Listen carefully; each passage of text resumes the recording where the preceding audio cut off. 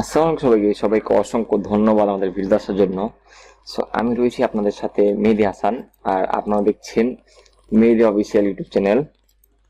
So আজকে আমরা একটা ভিডিও না, বেসিক্যালি হচ্ছে আমাদের কোর্স চলছে, পিসি সেটিং সম্পর্কে যে কোর্সটা আছে এটা কোর্স চলছে। এটা হচ্ছে আজকে দ্বিতীয় পার্ট। আজকে আমরা ডিভাইস সম্পর্কে দেখবো, ডিভাইসের ভিতরে অ্যাকচুয়ালি কি পাওয়া যায় বা কি আছে এটা আমরা দেখবো। চলুন শুরু করা যাক। এই জন্য ডিভাইস ম্যানেজারটা অন করবেন, ডিভাইস লেখাটা সেটিং এ গিয়ে ডিভাইসটা অন করবেন। আচ্ছা, এইখানে বেসিক্যালি হচ্ছে ব্লুটুথ অ্যান্ড আদার্স ডিভাইস, এটা হচ্ছে ডিভাইসের ইনফরমেশন, যে ডিভাইসগুলো আপনার কানেক্টেড রয়েছে সেই ডিভাইসগুলো এখানে দেখাচ্ছে। আপনি যদি এখান থেকে রিমুভ ডিভাইসে ক্লিক দেন তাহলে অটোমেটিক ডিভাইসটা রিমুভ হয়ে যাবে। এটা হচ্ছে ডিভাইস। এরপর হচ্ছে প্রিন্টার অ্যান্ড স্ক্যানার। আপনার যদি প্রিন্টার থাকে, এই যে প্রিন্টিং যে করায়, কাগজ প্রিন্টিং করে যে কাগজটা বের হয়, ওইটা যদি আপনার থাকে তাহলে আপনারা এখানে দেখতে পাবেন। আমার বেশি কোনো প্রিন্টার নাই বর্তমানে, এগুলো হচ্ছে ইনবিন প্রিন্টার, যে অ্যাডে কোনো প্রিন্টার দেওয়া নাই। আমার প্রিন্টার বেসিক্যালি নেই, এই কারণে প্রিন্টার দেখায় না। আপনারা অ্যাডে প্রিন্টার দিয়ে প্রিন্টার অ্যাড করতে পারবেন। যদি আপনার প্রিন্টার থাকে তাহলে এখানে অ্যাড দেখাবে, আর আদারওয়াইজ দেখাবে না। এরপর মাউসে যাই।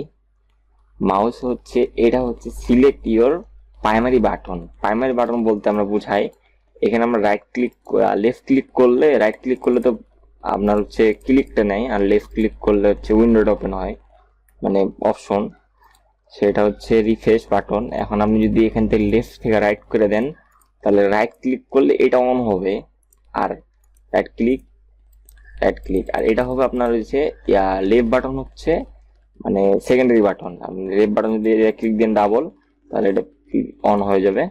আর সরি, আমি নিজে ভুলে গেছি, হ্যাঁ, আর অফ হয়ে যাবে। আর এটা যদি আপনি এখান থেকে আপনি লেফট রাইট করে দেন তাহলে এটা ঠিক হয়ে যাবে। যদি এটা একটু ক্রাশ করে মাঝে মাঝে, এই তো লেফট, হ্যাঁ, এই যে এখন লেফট করলে আপনার ঠিক হয়ে গেল। আর এটা হচ্ছে কার্সর স্পিড।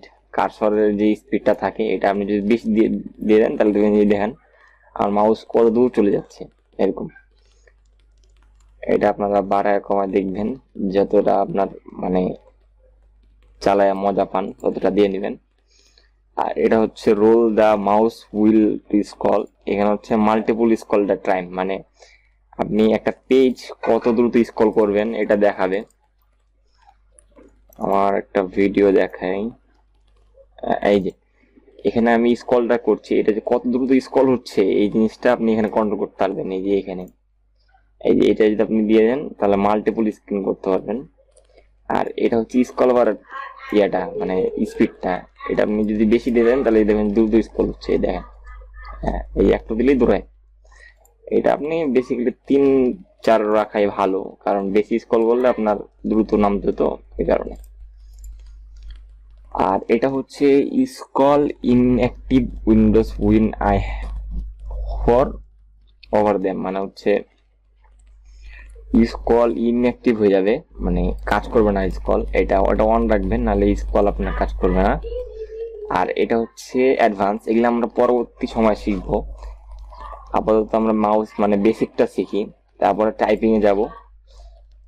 টাইপিং এ যাওয়ার পরে এগুলো বেসিক্যালি অন থাকে, এগুলো অনই রাখবেন। এখানে অটো সিস্টেম আছে কিছু, যেমন টাইপিং হচ্ছে অটো কারেক্ট মিসপ্লে দিয়ে ওয়ার্ড যেটা থাকে, আপনার ওয়ার্ড লিখছেন, অটো মনে করেন যে কোনো ওয়ার্ড যদি ভুল যায়, সে মিস্টেক যদি করে ফেলান তাহলে ওই মিস্টেকটা ঠিক করবে, হাইলাইট করবে, টাইপিং সাজেশন করবে, সাজেশন দিয়ে রাখবেন।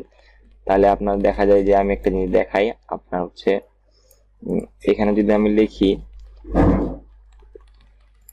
আচ্ছা আচ্ছা, এখানে আমি জাস্ট একটা এইটা লিখি, হ্যাঁ, এখানে লেখার পরে আমি এখানে যদি টাইপ করি, এখন আমার দেখাচ্ছে যে আমি এফ লিখছি, এফ লিখবো নাকি ইফ লিখবো, এটাই হচ্ছে আমাদের সাজেশন। এই সাজেশনের কাজ একটা অন রাখবেন, 3টা অন রাখবেন। তারপর হচ্ছে হার্ডওয়্যার কিবোর্ড, এটা হচ্ছে টেক্সট সাজেশন, এটাও টেক্সট সাজেশনের কাজ করে, এগুলো অন রাখবেন। এরপর হচ্ছে পেন ডিভাইস থেকে হচ্ছে উইন্ডোজ যেটা থাকে, পেন উইন্ডোজ ডিভাইস, যদিও এটা তেমন কাজ না। অটো প্লে ইউএসবি, এটা অন রাখতে হয়। ওকে, তাহলে আজকে আমরা দেখলাম হচ্ছে ডিভাইসের ব্যবহারটা, মানে ডিভাইসের ভিতরে বেসিক্যালি কি কি থাকে। পরের পার্ট আমরা দেখবো যে কিভাবে মানে আপনারা মোবাইল ডিভাইস যেটা থাকে ওইটার বিস্তারিত সম্পর্কে দেখবো। তো ভালো থাকেন, সুস্থ থাকেন, আল্লাহ হাফেজ।